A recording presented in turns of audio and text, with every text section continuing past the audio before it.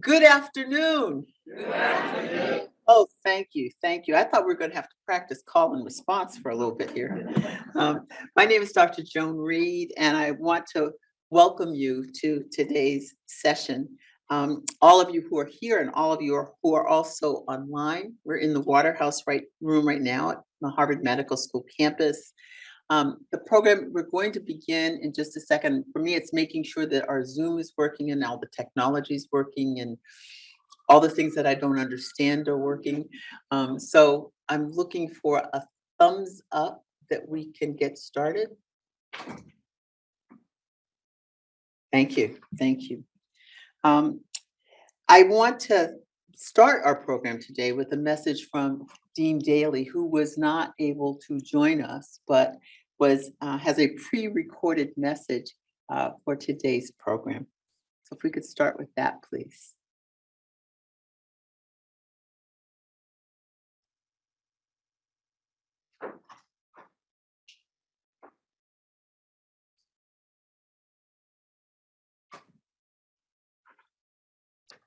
Good afternoon, and welcome to the 2023 Howard Dorsey Still Lecture and Diversity Awards ceremony. I'm delighted to honor this year's recipients and to welcome all who have joined us for this special day. I'm unable to be with you all in person, but I feel privileged to have the opportunity to share a few words. Now, as you know, we're here to shine a spotlight on the remarkable individuals who are recipients of the Harvard Medical School Diversity Awards, and to honor the legacies of Doctors Edwin Howard, Thomas Dorsey, and James Still. These men were the first African Americans to graduate from Harvard Medical School in the mid-1800s. Dr. Howard and Dr. Dorsey graduated in 1869, and Dr. Still graduated in 1871.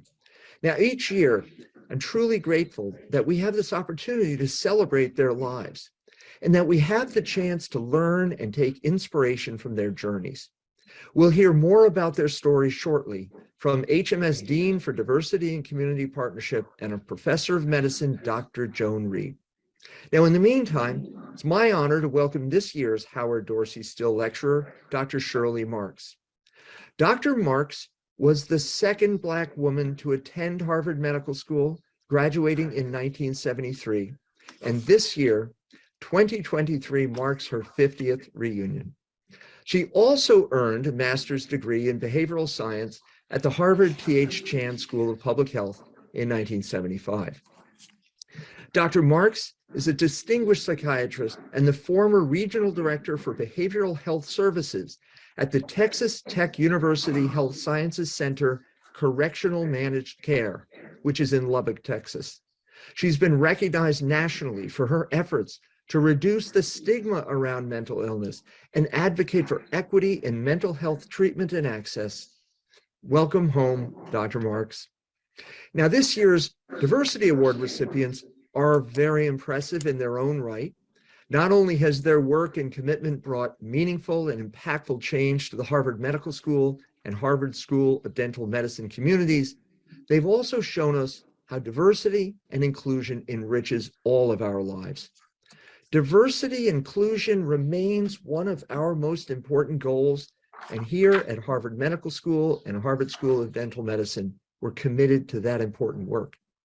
I do believe we've made significant strides in recent years, and we will continue to make progress thanks to the dedication and scrupulous efforts of so many in the room and online here today. And thank you all for your hard work.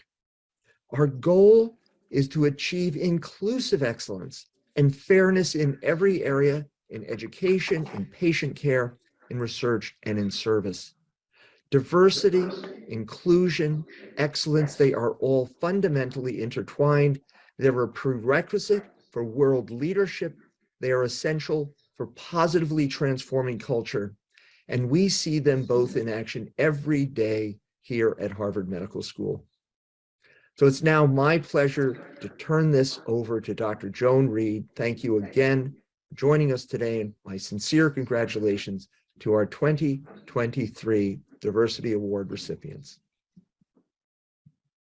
I want to thank Dean Daly for his comments. And It's wonderful to me to be a part of an institution that not only realizes the value of diversity and inclusion, but acknowledges individuals who support this. It's not just words on a wall or words in a statement. It's about the acts that we make. It's about the actions that we take in advancing. I'm going to have a few housekeeping notes as we start for those who are online. The chat function is going to be disabled and your microphones will be muted. You can use the Q&A function to ask questions of our guest speaker, Dr. Marks, and live closed captioning is available for this session. At the end of the session, there will be a set of poll questions, takes about a minute or less to answer, and this whole program is being posted on our DICP website. I'd now like to turn to Dr. William Ginobili, Dean of the Harvard School of Dental Medicine, who will share some words of welcome with you also. Dr. Ginobili.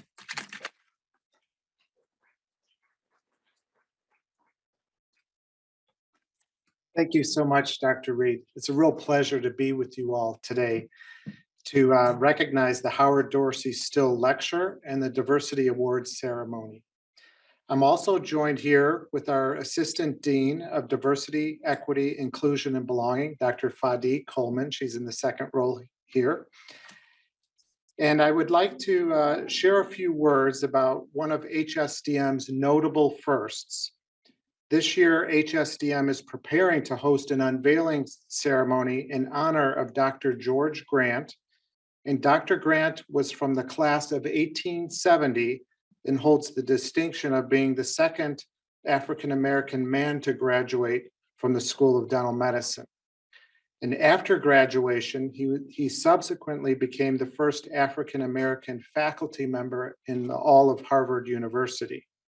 Dr. Grant was known as an innovator in the treatment of patients afflicted with cleft palate. He received multiple patents for his treatment modalities for patients made possible by the prosthetic devices that he developed. So it's with great enthusiasm that we prepare to mount his portrait amongst the HSDM luminaries. And so we'll extend a warm welcome to all of you to join us for this celebratory event in the coming months. So today I have the honor of joining Dr. Reed, who's always been so supportive of our Harvard School of Dental Medicine community, to be a part of this ceremony to present the 2023 Diversity Awards. And I look forward to celebrating the awardees with you this afternoon. So congratulations to the award recipients, and thank you again for helping me celebrate with you.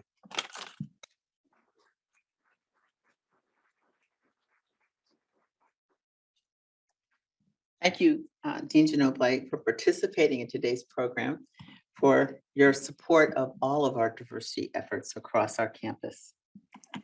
In 2004, Dr. Noor Nassessian, Harvard Medical School's former Associate Dean for Alumni Affairs and Special Projects, published a book, Against All Odds. There's some copies of it towards the back. If any of you would like to take them, you can. And it's covered a span of more than 150 years of African-American presence at Harvard Medical School and brought to life true accounts of Black men and women in medicine, their struggles, their determination, their triumphs. Included in the book are the stories of Doctors Howard, Dorsey, and Still.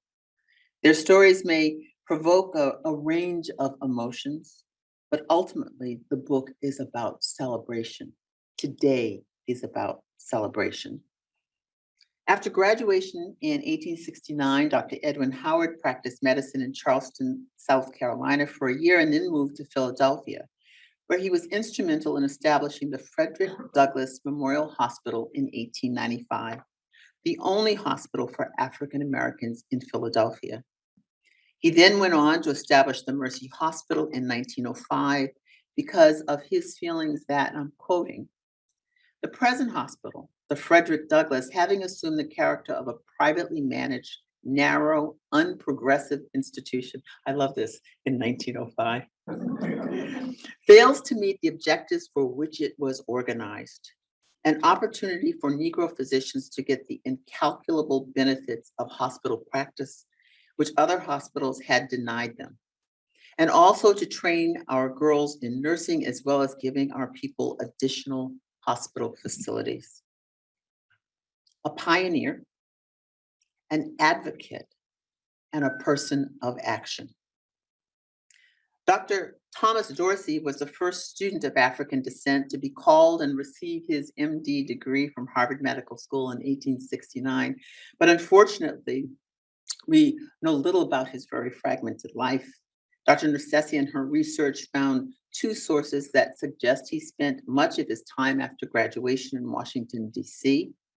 And although no records could be found, having graduated a year after Reconstruction was launched and having settled in Washington, it's sensed that he might have witnessed the founding of Howard University and its College of Medicine, Freedmen's Hospital, and the first medical association of Black physicians in Washington, known as the Medical Chirurgical Society of Washington, D.C.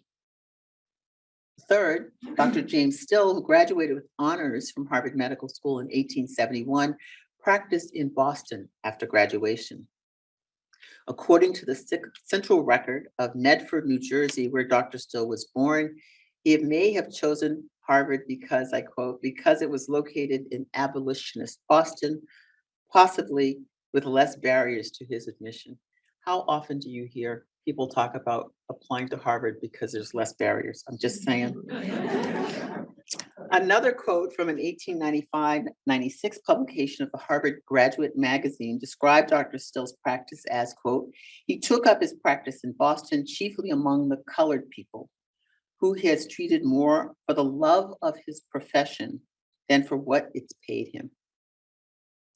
Dr. Still was the first and at the time the only African-American elected to the Boston School Board. And through these efforts, an opening was first made for African-American teachers in Boston schools. In addition, he was a spokesman for civil rights and was the nephew of William Still, widely recognized as what we call the father of the Underground Railroad and the author of a book published, The Underground Railroad, in 1872. This is a year after James Still graduated from Harvard Medical School, another pioneer, another advocate, another change maker. In addition to paying tribute to these three amazing physicians and HMS alums, in a named lectureship, we're here today to celebrate the 2023 Harold Amos Faculty Diversity Award recipients, and for the first time, the group or program diversity award recipients. And a little bit about Dr. Amos. Some of you may have known him. He was the Maud and Lillian Presley Professor of Microbiology and Molecular Genetics at Harvard Medical School, and he joined the faculty in 1954 and became the first African-American department chairman in 1968. All of these firsts. And he was also the first African-American individual to earn a doctoral degree from the HMS Division of Medical Sciences in 1952. Dr. Amos worked tirelessly to support individuals from disadvantaged backgrounds who were committed to developing careers in academic medicine. And not only did he encourage these individuals, he was known for wielding his influence at multiple universities to accept these individuals, to advance these individuals. And I want to share with you a short video about Dr. Amos.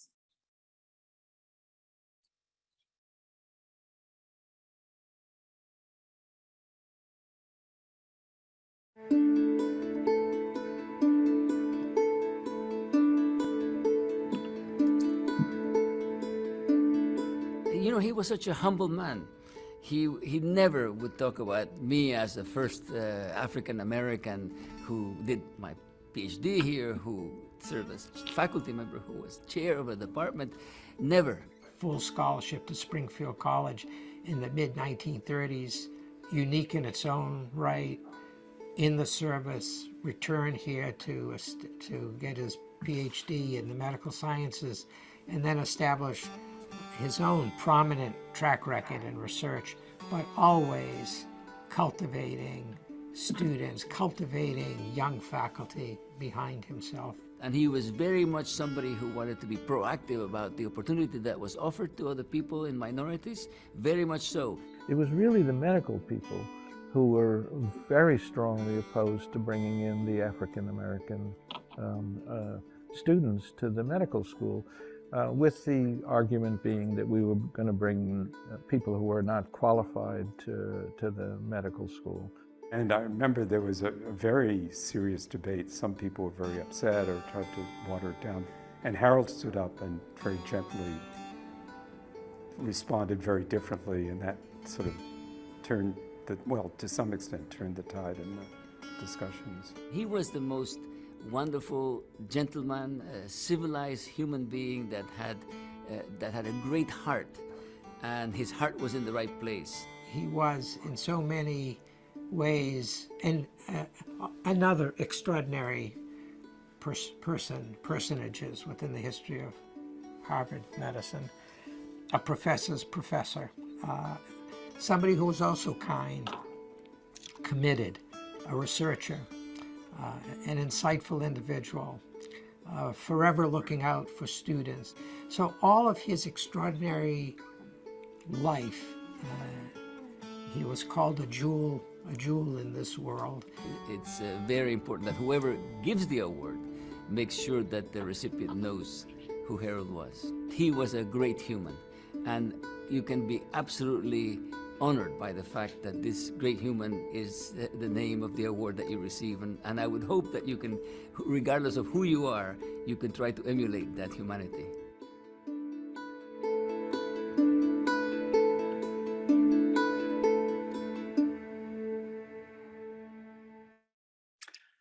Dr. Amos, an amazing man, researcher, mentor, and my favorite of professors, professor.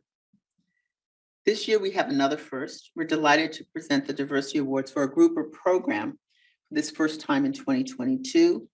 And a selection committee determined through open nominations that there were groups of individuals that demonstrated a significant commitment to enhancing diversity and inclusion. And this new category offers an opportunity for us to enlarge the span of those that we recognize for diversity, including the tireless efforts that are demonstrated by groups of individuals. Another category of awards is the Sharon P. Claiborne Award. Sharon Claiborne began working in medical school's financial aid office in 1981 as a staff assistant. And over the years, she received many awards for her untiring attention to students. In fact, the school's class of 1999 presented her with an award in, quote, recognition of tireless dedication to the students of Harvard Medical School. She also received the YMCA 1998 Black Achievers Recognition Award for her commitment to the service on behalf of young people and to help motivate and prepare them to pursue their educational and career goals. In addition, she received the first annual Dean's Award for Community Service for producing Good News, a 2-hour gospel program on MIT's radio station. And we look forward to honoring the Sharon P. Claiborne Staff Diversity Awardee again this year. Pioneers, amazing individuals who set the tone and the stage for who we are and the best of who we are. And now I'm honored to introduce today's special guest. And Dean Daly has told you some about her. Dr. Marks is a native of Texas, a native Texan, a true Texan. A board-certified psychiatrist who in 1973 was the second Black woman to graduate from Harvard Medical School. But we must note, she is the first Spelman College alumna to graduate from Harvard Medical School. This year, she celebrates her 50th medical school class reunion. She completed psychiatry residency at McLean Hospital here in Belmont, Massachusetts, and then furthered her studies in mental health and community psychiatry with a master in public health and behavioral sciences from the Harvard T.H. Chan School of Public Health. And throughout her career, she's received numerous awards and academic appointments. Since completion of medical school, she's remained active in organized medicine and mental health associations, and her interest in treating special populations, those who are on the margins in so many ways, veterans of war, women survivors of trauma, incarcerated in federal and state facilities, has made her a spokesperson for destigmatizing mental illness and a leader in program development and policy implementation. As Dr. Ardeen Daly mentioned, she recently retired in 2022 from the Texas Tech University Health Science Center Correctional Managed Care, where she was the regional director of behavioral and health sciences. But if you know Dr. Marks, she never really retires, but continues to lead and serve as a role model and example for all of us. Dr. Marks. Well, it's always an honor to be in this room.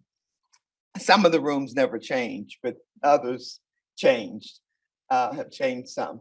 So I just want to thank Dr. Reed and her staff and the deans for welcoming me here, and for those of you who have come to hear what I have to say.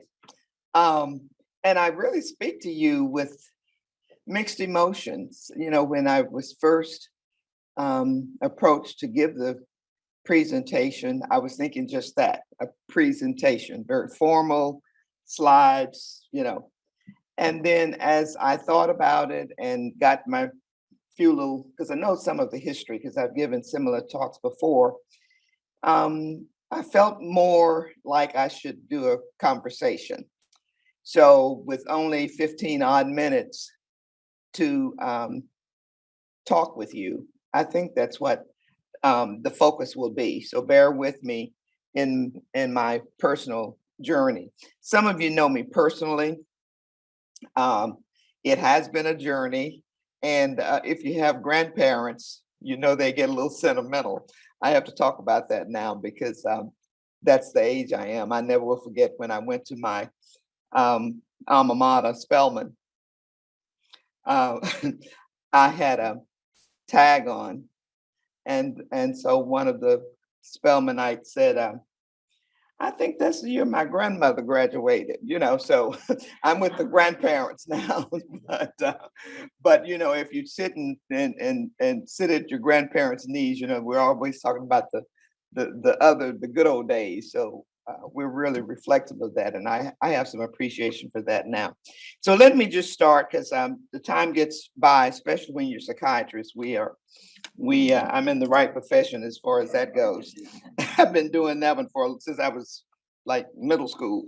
One correction, I usually don't like to make corrections, but because it's gonna go public, I got my MPH in 1976 and not 75. So just in case this might get printed some other place, it was 76. Well, I'd like to start by saying, yes, I'm a native Texan. I did not grow up with a goal to come to Harvard Medical School. That was not the goal I had. Actually, my goal was to be a veterinarian. Now, personally, I think that fits with becoming a psychiatrist, because there's not much difference in animal behavior. And I'm kind of a dog whisperer, and I do have a 29-year-old talking parrot. So I'm right there with keeping my animals near and dear. And actually today, and it often is asked of me, who's taking care of my parrot? And I say, well, my animals are home alone whenever I have one. So he's doing just fine. He always sees a suitcase and he says, Mommy's going bye-bye. So that just lets you know how often I do leave. And I say, bye-bye, CC. And so he says, Mommy, go bye-bye. So that's, he's accustomed to my leaving. But what I would like to do is just kind of give you a little bit of my history. Growing up, both parents educators. I went to Spelman. For those of you who may not be familiar with Spelman, Spelman is all women's HBCU in Atlanta. Many of you have probably heard from Morehouse, which is all male down in Atlanta. prior to that, I had spent a year abroad as a Merrill Scholar. Charles Merrill, Fenner and Smith, most people have heard the name. Well, Charles Merrill has given scholarships for decades to students at Spelman and Morehouse. And I chose to take almost all of my science courses at Morehouse. So I happened to be at Morehouse one day when Dr. Potter, who's dear to my heart, he's real special. I just regret I didn't continue to stay in touch longer before his passing. But he was recruiting students from HBCUs. And this was the year after, excuse me, Martin Luther King had been assassinated and Robert Kennedy had been assassinated. And the 3 medical schools locally had donated funds to start the Central Recruitment Council. That was Tufts, BU, and Harvard. And he was there recruiting students. And there I was. I always say right place, right time. And because I'd spent that year abroad on that scholarship, I had to become a 5-year student, which all of us who got that scholarship were. So I'm actually 1 year later in graduating from Spelman. And so that's why I say the right time, because had I graduated in 68 versus 69, I likely would not have applied. So long story short, I had done a summer program at Harvard College. And when he heard that, he said, because there had been many Morehouse alumni who had gone to HMS. And so I got in. No point in going through the details on that. Little did I know, I was the only Black female that came into that class. So we're talking 1969, second Black female. Now, coincidentally, the first Black female is also from East Texas. That I didn't know when I was here at Harvard. She's from a little town, Pittsburgh, Texas, and I'm from Tyler, Texas. Older persons of you probably have heard of Errol Campbell. That's Tyler, Texas. The younger of you probably know of Patrick Mahomes. That's Tyler, Texas. So Texas is known for football players. So I'm from the heart of East Texas, and it's becoming more of a medical mecca now. It's really has a good healthcare system there. But she was from Pittsburgh, went to an HBCU locally called Texas College for a few years. Her parents moved to Boston. She went on to Tufts, and she eventually was admitted to HMS in the class of 1947. Now, what you may not know is Harvard, like many of the medical schools in the nation, were all male. So medicine, much like manufacturing companies, industries, World War II brought a lot of women out to work because the men were away at war.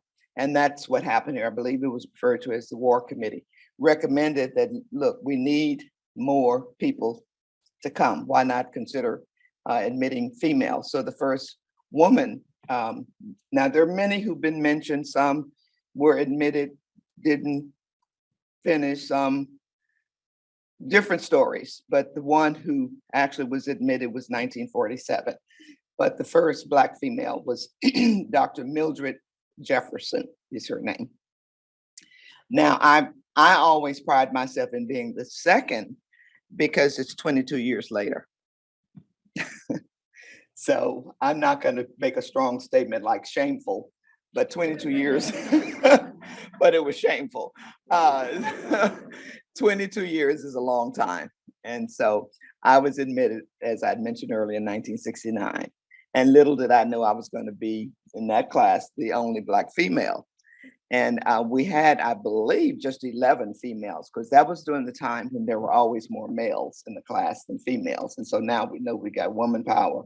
And now we have more females most years in the class at HMS. And I believe 2022 entering class at about 56%, but most years it's more than 50% females. So I came in with the 16 others, you know, the dental students come in with the medical students, and there we were. Now we were called the disadvantaged. I jokingly say I probably was, because culturally this was new for me. I'm from the wide open spaces. We get something old, we tear it down, it's a parking lot, you know. So Harvard, I think probably not only for the minority students, but all students, had a mix. A lot of people think because Harvard is #1, that the students are all #1 and they're the top of the class and they're this and that. But Harvard, I feel, has always had a diverse student body. And so in my class, probably unlike some of the other students, we had 2 who already had their PhDs. We had, I believe, 2 or more, I'm talking about the African American students, who were Harvard College, some who were from the Ivy League schools, and there were 3 of us, HBCU, and then adding to that, we had 2 from the dental school, HBCU. So we had a good mix of students. It was also the year that Dr. Alvin Poussaint was asked to come over from Tufts to assist. You know, because our needs would have been more than just academic needs, as you could imagine. This was the first year that Harvard had admitted more than 3 Blacks in any one class, more than 3. And there would be some years that all 3 would be African-born Blacks. And the average would oftentimes be 1 or 2. But, you know, we have the history namesakes of this award. But, you know, we just really didn't have that many students coming through. So our class was the first class having more than 3. I'm proud of being the second, because after my year, we stopped counting, because proudly I say, after I was admitted, 3 Spelman women were admitted the next year. And then so I don't know the total number of women, I mean, African-American women, I would say maybe 5 or 6 a year after me. So you see why, you know, we just stopped counting at that point, because it wasn't like waiting a 22-year hiatus before another group comes through. So I'm very proud of that. So I feel like I did something and accomplished something, because I joined the Central Recruitment Council. And at that time, we could pretty much put our hands on all of the students across the nation who were either already in medical school. So we tried to make sure they came to the area for residencies, or if they were in medical school, maybe come for an elective. We tried to do all of that. Now, what I'm gonna segue into is what may be issues then and now, which is why I've kind of had a little bit of mixed emotions, because history can repeat itself if we don't make significant changes that are permanent changes. And that's why is it that our folks that look like me don't stay in the area. I'm pleased, though, that we do have more faculty, but you know, as I'm counting and looking and reading, we're still having some issues with our admissions numbers. As a matter of fact, they're doing the same now as before we came in. They're not necessarily identifying the statements of African American, but minority, kind of lumping them, so that means that the numbers don't look quite as low. But we need to work on that. And my concern is that in my time here, we didn't have any, even though Dr. Amos was here, many of us were not under his instruction, because he was with the biomedical sciences. So we didn't have faculty that looked like us. That's one thing for that definitely for that whole decade of the 70s. So if they're coming, do they see faculty that look like them? Are there sufficient funding sources? Massachusetts is a very, I don't have to tell you folks who live here, very high costly place. I was almost about to say income, but that was the problem then. It wasn't high income. You could make sometimes the same or more if you lived other places. Now, in my class, everyone went west, went to California. I have California license that I got back in '79, and I'm still renewing and have never. I don't know why. I guess I think I'm in my other life I'm going to work out there or something. But I'm always thinking about a backup plan. But as a matter of fact, this last I had to renew them in 22. Yeah, October 22.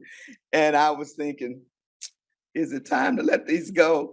I said, no, I might need them, but anyway. But the point is that really that's what people were doing. They were going to the sunshine, either Florida, California, maybe Texas, but Texas was considered South. And so many of the folks who were here and, the African Americans were not interested in going South. So many went to California. And the concern that I have is so many have not returned. And I was talking with Dr. Reed about this, that, I'm wondering if we need to do a project and try to, nothing major. We don't want to kick up a lot of dust, but so many don't return even for the reunions. And I know that sometimes people are just not reunion people, but are you returning? Are you supporting the university? And a lot of other questions like that I would like to know so that it could be helpful for those administrators who are here, because something is amiss that I think may be helpful to those of you who are working toward diversity. But I do know that, opportunities for advancement, if you don't see faculty around, or if you're needing some assistance, from administrators, do you see people who look like you? And I would say that with certainly the Commonwealth Fund Fellowships has been a wonderful opportunities for advancement in ways that, particularly if there's an interest in health policy, that probably, we're not there years ago. So I think that we can probably hear more. I know from my class, which would be very timely, because we could talk about 50 years later. There are a couple of books that are out, but there's, for some reason, I don't know whether by design or just omission, one stops at 68 and one starts at 70. So we missed that 69 year, which is when we came in. So I just think that that's something that we kind of need to know a little bit more about in terms of that. So if we can get more faculty in, and I don't know what the percentage is of African American faculty, perhaps we can talk about that during our question and answer period. And then there are also considerations for family. Is Boston considered family-friendly city? Or do you have to go to the suburbs, but 30, 45-minute drive away? Because nowadays people are thinking about that. It wasn't so much years ago. Years ago, because it was Harvard, you took that opportunity. Because in the mid to late 70s, there were folks, because I talked with them, who would turn down the acceptance from Harvard to go to their state schools because they got a full ride in medical school, or they didn't want to leave the area, didn't want to move away from families. So all of those factors we need to kind of hear about. If no more than just point of interest, doesn't have to be published, could be, but I just wonder for myself, because I've tried to come to most of my reunion. I can't say that I've made all of them, but I can tell you that of the African Americans, less than 5 return. So, and consistently, there've really been maybe 3 in the later years. So I'm looking forward to this year, because this is our 50th, and maybe there'll be more coming. I can get feedback from them to see what they think about all of that.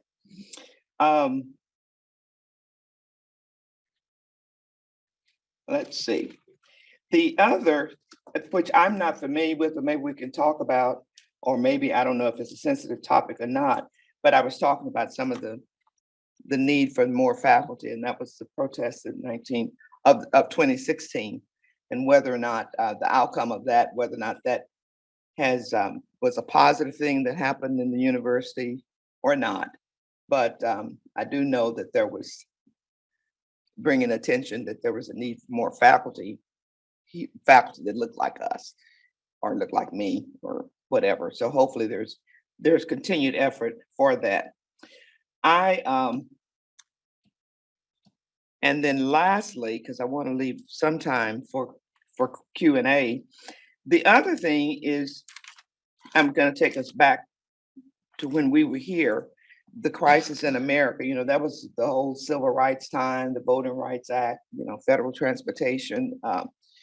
And Boston was in the midst of all that, the busing crisis.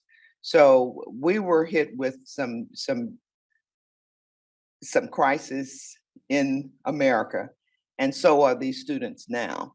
Now, what tends to happen, well, and I may be speaking out of term, but I think in some ways, some of the students may, and when I say a little bit more mature, I mean just in terms of families, starting families, whereas years ago, that may not have been the case. So many of the female students may have waited later, because we know that was sometimes not smiled upon, or the reverse of that would be frowned upon. So they often waited later, whereas now there are modified residency schedules and that. So I'm going to stop and see whether or not, I didn't time myself, but I'm sure I've taken up at least 15 minutes, and see if we have some questions. So what we're going to do is move here. Okay. Do I need a mic? I think you need a mic, Okay. and I'm going to take this mic. If you could start thinking about some questions, we have just a few minutes, but I think, here, take this. Take this. Since you know how to work it. I don't know how to work it, but I didn't work it. So I thought it was this amazing opportunity to talk to someone who was here 50 years ago. And we don't often get that chance.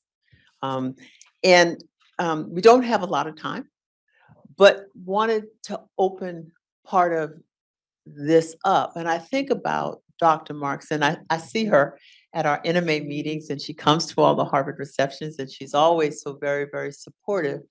But I think about somebody who, again, was a pioneer, who broke ground. Somebody who is a change maker, working in spaces that we talk about now, but she's been working in those spaces for years. And there's a part for me that wonders, what gave you this strength, this ability to know, to cross that threshold, and to stay the course? What is it about you or your family or your upbringing? What allowed you to do what you've done? Thank you for that question, because I believe it's parents. Both were educators. And in my little town, we talk about me, those of us who've survived. We talk about this all the time. Every one of our teachers had master's degrees.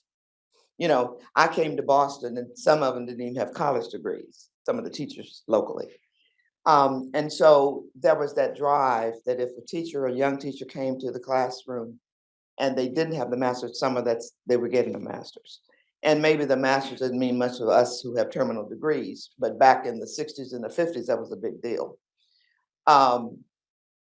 So I think it was just my parents. Everyone talks about my mom, who was definitely ahead of herself. She was a professional seamstress. If it had a stitch in it, she could make it. And some of the things that she designed or things that are in now. So that, I think, was part of it. When you have any kind of creativity with your hands, whether you're a guy who's a woodwork person or crafts, or a woman who's seamstress or knits or whatever, that side of that brain is working. So I think that was it. And then there's another side. I probably shouldn't bring this up, Mama, I'm sorry. This is a negative, and I really shouldn't talk about my mom like this, but a psychiatrist's brain, we're just always going. But the other thing is, and I shouldn't say this, but I'm already giving you the prelude, so I might as well just let it roll. My mom had an experience that she said, I might as well just tell it. She grew up with a stepmother. Although I think she was the best grandmother because she was the only one I had. But my mother always said, I want you to be able to do for yourself. And this is literally the way she put it. Do for yourself so you don't have to want for a thing. And I literally can just about do anything but change a tire and check my oil. I don't know where the oil stick is or any of that. I don't know how to change a tire, but I can fix toilets. I can do all of that, mow yards and that. And so starting at that level, that's not even about medicine. But once you have that sense of I can do, and then he was kind of nerdy, but when you have a small town, everybody knows everybody. My dad was the coach or the athletic director, and then you had the band director, and then you had the principal. Well, I had a principal who always, and then he would do this little funny hee laugh after he said it. Can comes before can. And we would walk around, little kids, we would walk around saying can comes before can. So I had all of these little pearls rolling around in my head. Just like I said, I didn't even think to ask, who else is going to be there? Am I going to be the only woman? That didn't even cross my mind until, it happened. So I can't put my finger on any one thing. It was just the drive that was within me. I was valedictorian of my class. So was my sister. And so it was just, you just did it, but there was no one was standing over me, hidden knuckles that you didn't, or you studying, or you doing, that kind of thing. Just happened. Thank you. Thank you. That the part of what you drive home for me is the importance for some of us who have deep Southern roots, Mhm. that sometimes it's depicted as poor educational system. And I grew up seeing segregated schools where the Black schools Mhm. were superb Mhm. and the education was superb. Mhm. And the community put its effort and its energy into teaching and education. Mhm. And when you see that, you see the product here. Mhm. And for me, when I look at what we are dealing with today, again, you talked about things turning around. What happens when we don't provide that education? When No, we that's don't right. provide that setting that can comes Mhm. before can't? And what does that do to our children? Mhm. I want to open it. Does anybody have a question or a comment? The other part, I got a message. I have this watch that sends me messages. It's a whole new All day. right It's a now. whole new day. Richard Dubrow, a classmate of yours, is here today. Dr. Dubrow? Fellow classmate, 50-year reunion. Hello, thank you for being here. Thank you, thank you, thank you. Thank you. Coming back in June. Oh, good. In the neighborhood. All right. In the hood. Okay. Really in the hood, but that's a whole different color comment. Any other questions or comments for Dr. Marks? Oh, yeah. Yes. Hi, you didn't talk much about your move into psychiatry, and I wonder, especially in this day and time, can you tell us a little bit about how to chose psychiatry and what our students today need to know about psychiatry within the correctional system? We don't educate a lot about the correctional systems or the need for psychiatry in certain communities. Thank you. Well, I don't know how I kind of backed into psychiatry. I was talking to the group earlier because there were some first and second year medical students there, and I told them that, don't feel badly if you're not sure, because you might change your specialty. Those of us who are senior psychiatrists, maybe 3 times before you finish. So I didn't enter Harvard thinking, I'm going to be a psychiatrist. However, I've always been a big talker, and I've always kind of had how can I say this? Because I'm not trying to make it sound all that special, but a sense of being in charge and confident and all. And so, and I'm approachable. So people would always come to me with their problems.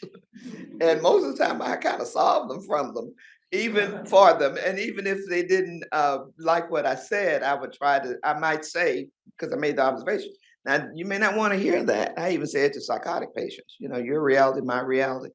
And they would be more receptive of it. But as I had jokingly said earlier, which I think is partly true, 2 things, and that was that I really did want to be a veterinarian. And so animal behavior, when you study behavior, Like I can see things of, I'm a big sports fan, of course.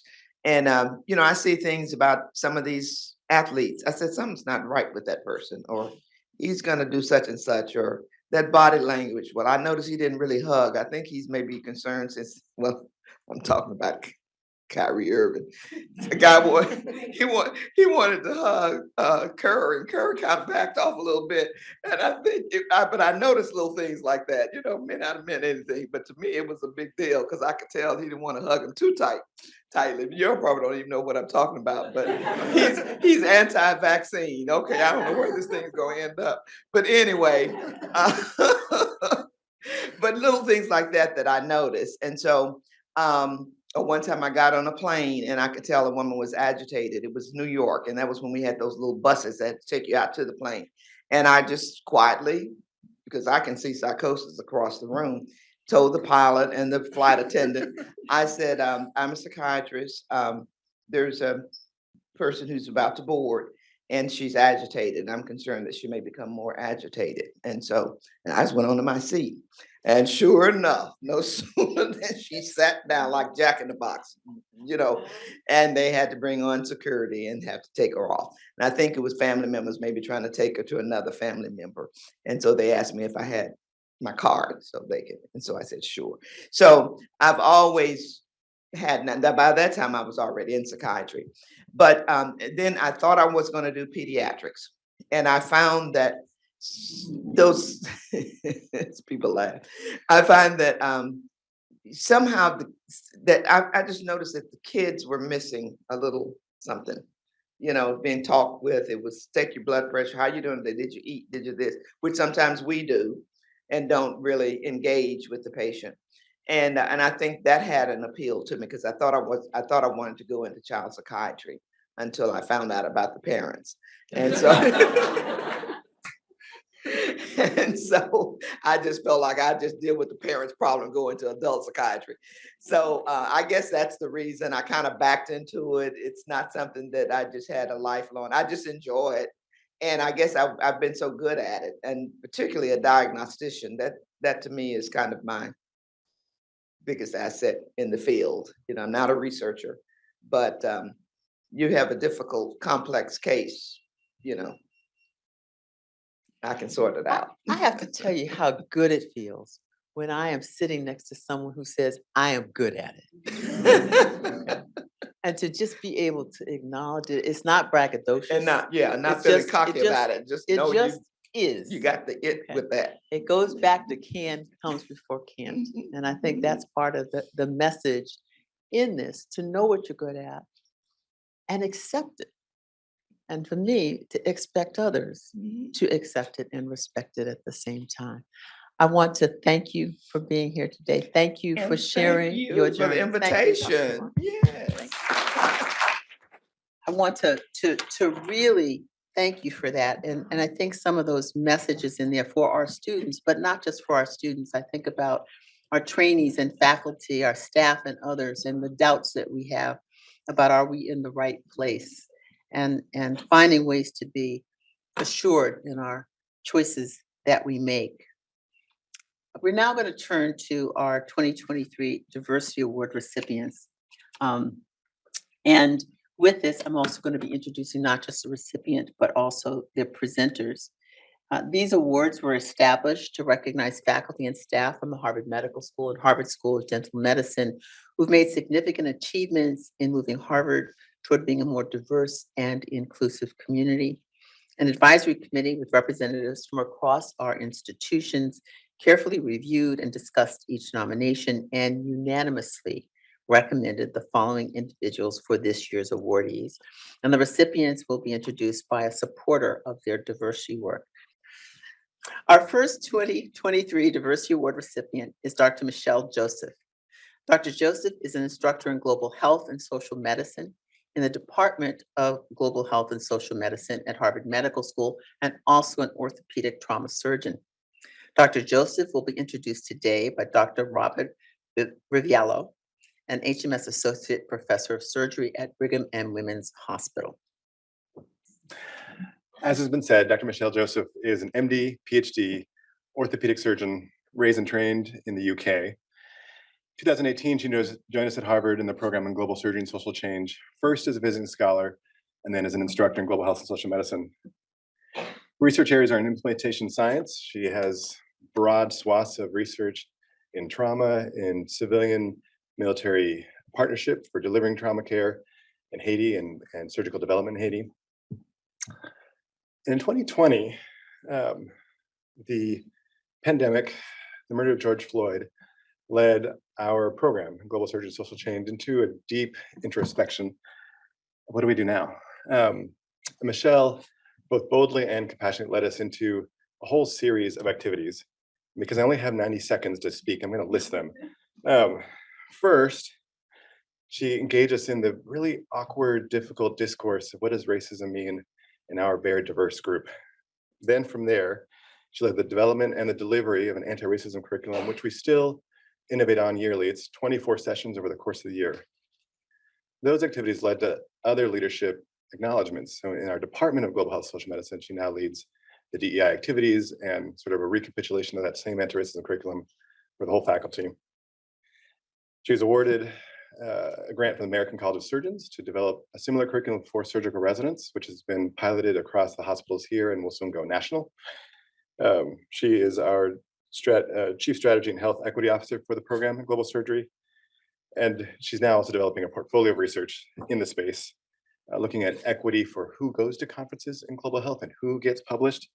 And obviously, and perhaps finally, the intersection of racism and colonialism in our space in global health. Michelle is a leader, she's a dear friend, and I couldn't be more thrilled.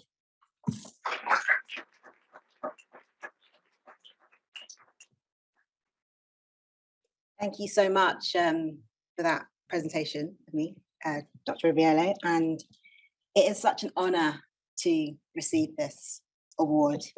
It's a reflection of the hard work that we put in as a collective when we came together and made the decision to come together as a community to do something meaningful, something more than a statement, something more than a tick box, but to establish a practice. And I couldn't be prouder of all the people who have been involved in this to get to this point. So I want to make some thank yous. I want to thank our department. I would love to thank our commitment within our department and our faculty and the community that we've built and continue to build. I'd also like to thank the fellows and the juniors who are coming up. They are the next generation. They're the ones who will continue this work and do it better than we have. And I want to leave with some hopeful statements that were made by some people who I really respect, who have taught me a great deal, who are mentors for me right now. I had the privilege of learning from Mayor Kim Janey, who held a class here over the winter and fall term. And she said, never leave a place the same. Always achieve change and establish it to grow roots. Kamara Jones gave me some very wise words, but she mentioned that learn from others, but establish things that are new and things that have staying power. So I hope that we can continue the hard work to have the staying power, to show the commitment, and to continue our practice in decolonization, in anti-racism, in equity, for us and for those who are coming after us. Thank you.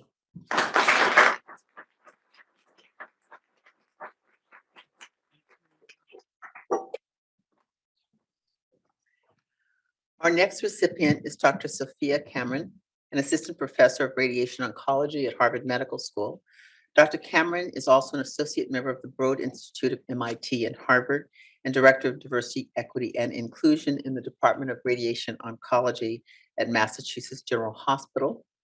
Dr. Cameron will be introduced by Dr. Jennifer Pursley, who is assistant professor of radiology oncology at Massachusetts General Hospital. It is my great pleasure to introduce Dr. Sophia Cameron. With her experiences growing up in a single-parent home and being a first-generation college graduate, Dr. Cameron recognized the need for diverse teams in healthcare to combat health disparities. So one of her first steps to promote diversity in the Harvard Medical School community was to reach out to the first-generation low-income members amongst its medical students and work to increase their visibility at HMS. Dr. Cameron is now the faculty advisor for the FGLI student group and serves as a mentor, a sponsor, and a role model to the students. Dr. Cameron has also spoken up about equity issues on social media and with invited talks in many forums. In recognition of her leadership in this area, Dr. Cameron was promoted to the role of Director of Diversity, Equity, and Inclusion in the Mass General Department of Radiation Oncology. In this role, she is leading efforts to build an inclusive environment for both staff and patients. As one example, she's starting an initiative in our department to capture the sexual orientation and gender identity data for our patients to ensure that we are using the correct name and pronouns and giving them appropriate care and counseling about sexual health and toxicities related to their cancer treatments. On a personal note, I've worked closely with Dr. Cameron since I joined the department. We've collaborated on many clinical initiatives to improve patient care, but we also discussed issues that impacted us as women in traditionally male-dominated fields. I've seen firsthand Sophia's passion for creating an inclusive environment, and I'm excited to continue working with her on DE&I initiatives. It was an honor to nominate Sophia for this award, and I'm thrilled to be the one introducing her today.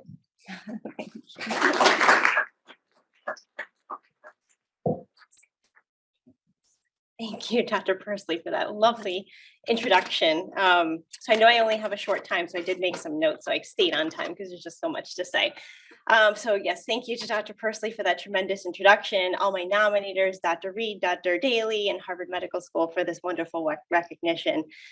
I would just like to start by saying how much this award means to me, the community around me, the field of radiation oncology, and the patients we see every day, as it truly reaffirms the work I've done and continue to do. I am a half Mexican, half Pakistani American who grew up with a single mom in a Mexican household, and I am the first in my family to go to college. Without the love and guidance of my mentors, supporters, and others who believed in me, I wouldn't be where I am today. However, it was because of my experiences both growing up in my family as well as navigating the path of higher education and culture of medicine that sparked my interest in my diversity work. All of my work relates to pieces of who I am. For example, my research on diversity of academic faculty, as well as first generation low income in medicine, stemmed from the observation that my mentors and educators didn't really look like me or have a similar background to me, leading to my work evaluating longitudinal trends over time. As a translational scientist, my work has dissected out that large genomic biorepositories are not very representative of our diverse cancer population, which can be problematic as discoveries may not be applicable to all. I now have the privilege of leading the Department of Radiation Oncology on this journey of diversity, equity, and inclusion as the inaugural director of DE&I. And I'm humbled by all of those who have pioneered the work before me and look forward to continuing to advance the culture of belonging within the department. I want to end with a quick series of important thank yous. Thank you to my family, especially my mom, who's watching this from home, who's always supported my dreams and was encouraging of my interests, along with my grandpa, a 96-year-old Mexican-American World War II vet, who, despite not graduating high school, taught me the importance of education as he went to get his GED at age 60. My grandma, who's no longer with us, but helped shape me into who I am. My husband, who has been with me through the ups and downs of my journey, as we all know that this is very hard work, and I truly appreciate all that he has been here through it all. My mentors, just to name a few who are here today, Dr. Henning Willers, Dr. Anthony Zeitman, who's watching from afar, my supporters, Dr. Pursley, Leah Gordon, and all the others who are watching and could not attend, and then my department for believing in me, and my mentors who are already bright stars, or my mentees, sorry, who are already bright stars, and of course, those who nominated me for this achievement. So thank you again for this recognition. Congrats to all the awardees today, and I'm humbled and honored to be a part of the Harvard community. Thank you.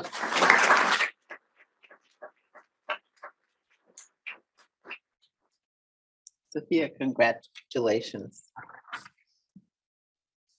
Our first recipient of the 2023 Program Diversity Award, Mass General Cancer Center. The program leader, Dr. Beverly Moy. Dr. Moy is an HMS professor of medicine, and in addition, she is the clinical director of the breast oncology program. She also directs the cancer equity at Massachusetts General Hospital. Mass General Cancer Center and Dr. Moy will be introduced via Zoom by Dr. Paul Mostolovsky. Dr. Mostolovsky is HMS Laurel Schwartz Professor of Medicine in the field of oncology at Massachusetts General Hospital. So, Dr. Mostolovsky, by Zoom. It's a pleasure to introduce Dr. Moy for this award. First, I want to say a word about the Cancer Center. The Cancer Center nucleates thousands of employees within the MGH that basically touch on oncology efforts at the Mass General Hospital. This includes doctors, nurses, and administrative staff. And Bev has served as co-chair of the Equity Council for the Cancer Center together with Evelyn Abaya. And in the past few years that they've been working as co-chairs, they basically have changed the face of the Cancer Center. I don't have time to, it will take me hours to enumerate all the activities that they have done. I will summarize by saying that through numerous community outreach, education, and clinical innovation activities, they have had an enormous, profound impact in our Cancer Center.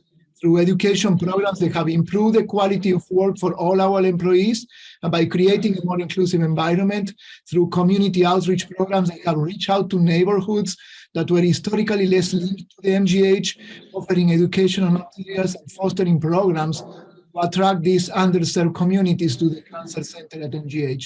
And through workforce diversity programs, they have been proactively changing the demographics of our Cancer Center by acting at every level, pipeline, faculty hiring, and leadership roles. On in all, they have been unconditional fighters, volunteering many hours to these activities because of their belief that each one of us can change things for the better. And they've been doing this while keeping their daily jobs as physician and administrator. So I call them super women. And if I can summarize their work with one word, will be empathy.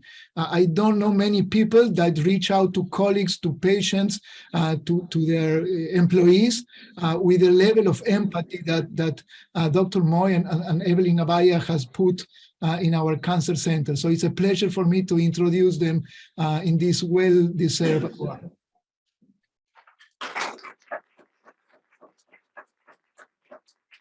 Thank you, Raul, for those beautiful words. I'm beyond thrilled to accept this program award on behalf of the Massachusetts General Hospital Cancer Center and our Equity Council. Our Equity Council was formed as part of the tidal wave of efforts to support DEI after George Floyd's murder. While this horrific and tragic event prompted an outpouring of attention and support to DEI issues, in truth, our Cancer Center has had a long-standing commitment to improving health equity in our communities. Nowhere in healthcare are death rates more starkly disparate than in cancer. The fact is, if you're Black and you have breast cancer, colorectal cancer, stomach cancer, and many others, you're almost twice as likely to die of your disease than if you're white. In recent years, our Cancer Center has identified three main priorities: improving clinical care and access to our center, community outreach and engagement, and improving staff culture. In terms of clinical care, we formed collaborations with community health centers throughout Boston, Chelsea, and Revere to improve access to cancer care. We have cemented a partnership with Boston Medical Center to provide consultations, access to clinical trials, and importantly, have applied for and received major research grants together as co-principal investigators. For community outreach, we've partnered with numerous community-based organizations to provide meaningful health education, and we return to those communities again and again because we recognize the importance of showing up. In terms of staff culture, we surveyed our employees in order to identify their most pressing challenges and to develop targeted, high-impact interventions. And in response to those findings, we've started several initiatives to promote a sense of community across all role groups, including a monthly forum called Building Belonging and a monthly book club. The MGH Cancer Center is so grateful to receive this award, but we recognize that while we celebrate our colleagues today, we have so much more work to do. Today inspires us all to do better. So thank you very much.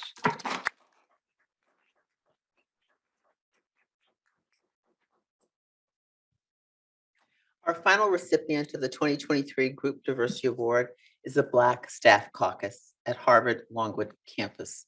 The co-chairs are Ahmed Mohammed and June Zamet. Ms. Zamet is the Director of Academic Appointments and Data Strategy in the Office of Faculty Affairs at Harvard Medical School, and Mr. Mohammed is the Director of Talent Acquisition in the Department of Human Resources at Harvard Medical School.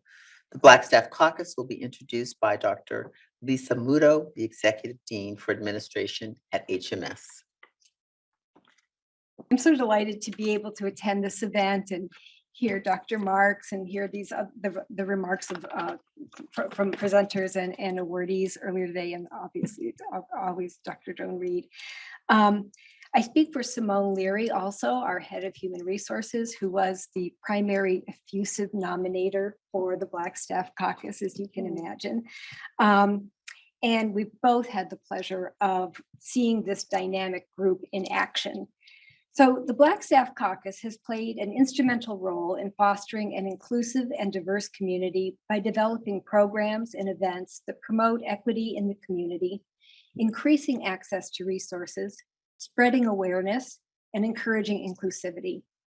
I would also add, having seen this group in action, how wonderful you have been as a support to each other in these past few years, and it's been a wonderful thing to see.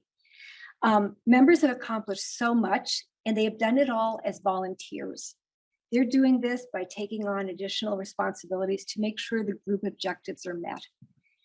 The background on the Black Staff Caucus includes, well, it's a professional, dedicated space that fosters the growth and personal well-being of Black staff members at Harvard Medical School, Harvard School for Dental Medicine, the Harvard T.H. Chan School of Public Health, and the Weiss Institute.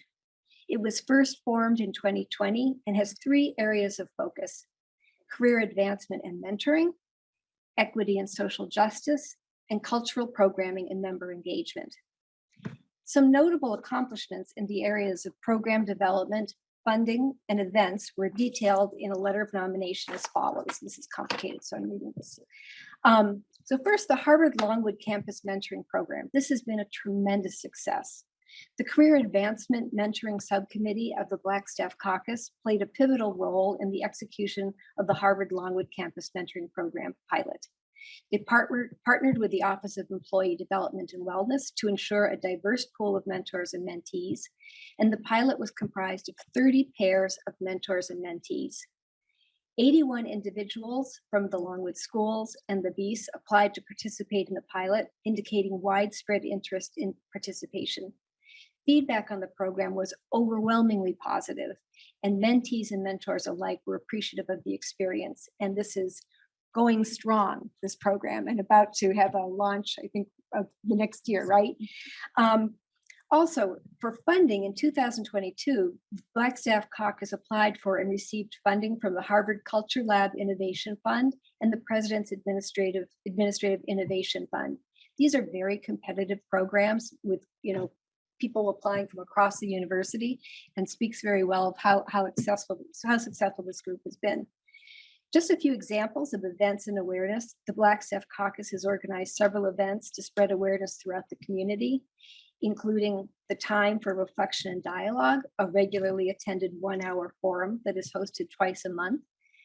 The Black Staff Caucus Speaker Series, The Leadership Journey, which gave 3 diverse leaders an opportunity to share their leadership journey. Reminds me a little bit of the talk earlier today, including obstacles they faced and advice for future leaders. Fireside Chat with Executive Coach Barbara Nobles Crawford. The Equity and Social Justice Committee of the Black Staff Caucus launched postcard and letter writing campaigns to address issues such as climate change and passing Juneteenth as a national holiday. And the Cultural Programming and Member Engagement Subcommittee hosted the Black Heritage Walking Tour in October 21.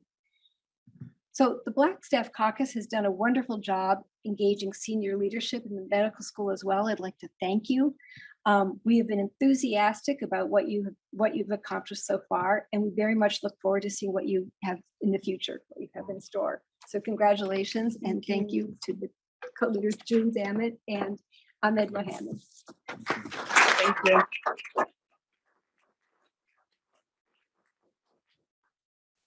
Thank you. On behalf of the members of the Black Staff Caucus, thank you, Dean Reed. Thank you to the committee. Lisa and Simone, I really appreciate the senior leadership. We really appreciate this committee's recognition and acknowledgement. We are extremely honored to be receiving such an important award, which recognizes and celebrates the significant achievements in moving Harvard Medical School and Harvard School of Dental Medicine towards being a diverse and inclusive community. BSC is guided by the HMS mission and community values, and it embodies the objectives of the Better Together plan by building community and belonging through our unique experiences and a focus on collaboration within our community in the Longwood medical area. As an affinity group, our objective is to bring additional perspectives to add to Harvard's diverse culture, finding strength together. The Black Staff Caucus provides community development and a framework for employee engagement and growth.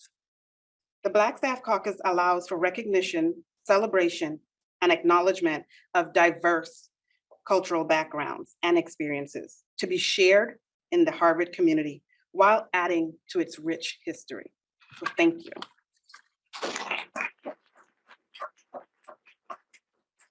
Thank you, June. As some of my colleagues here would know, if I promised that I was going to stick to the script, because if I'm passionate about something, I can take it on for quite some time. So I'm just gonna stick to the script, okay?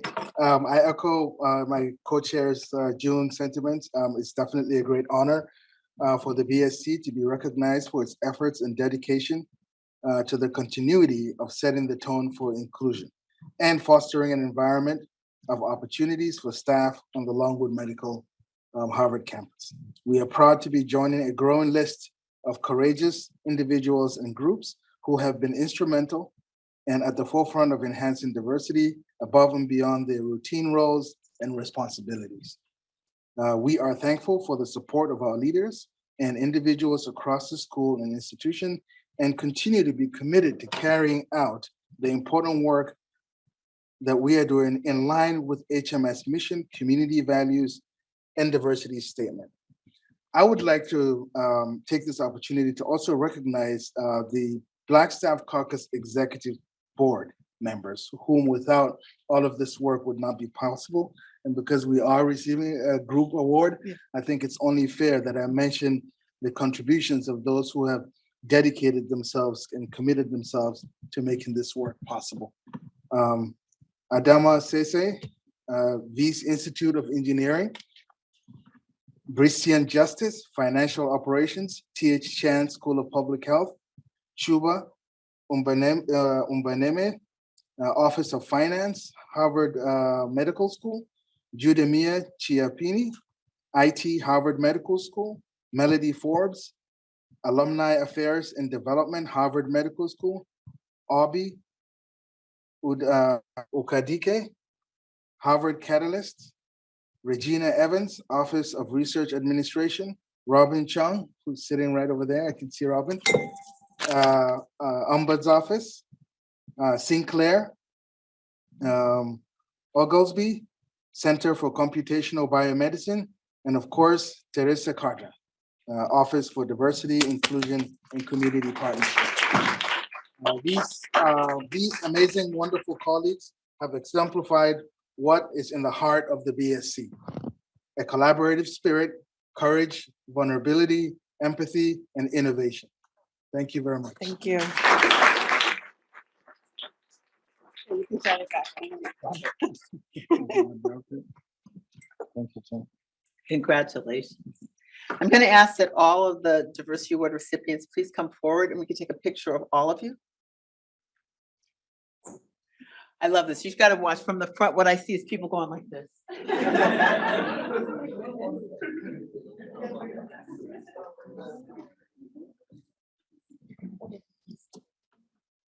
As you're taking this picture, it's been our honor to pay tribute to the outstanding individuals, programs, and groups in their work in this field.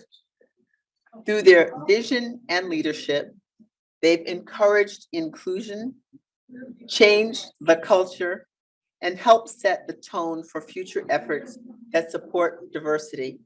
And they're figuring out how to go on a line. This is not an easy task, but they've shown us that through creativity, innovation, and commitment, we can create a culture that is respectful and welcoming of diversity and inclusion. A culture that respects, acknowledges, and is inclusive of all. To all of our attendees online and in person, Please join me in celebrating all of the awardees.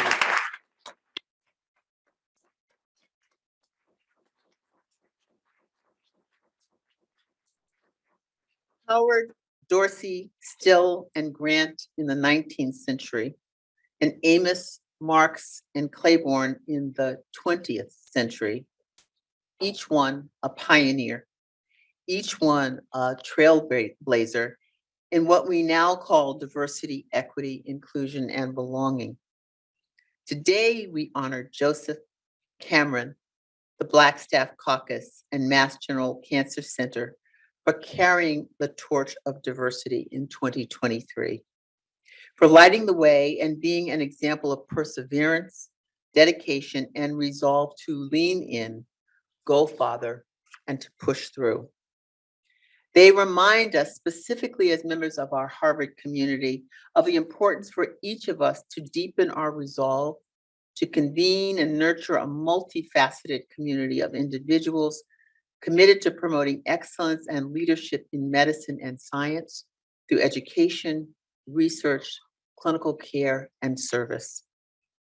In this increasingly diverse and rapidly changing society, we must prepare a workforce that both represents and is sensitive to all people in our community. It's equally important to understand that diversity is not just about race and ethnicity, but it includes gender and sexual orientation, class, age, language, disability, ability, the intersections of all these attributes. Diversity is about each of us, all of us, and how we are better together. Thank you.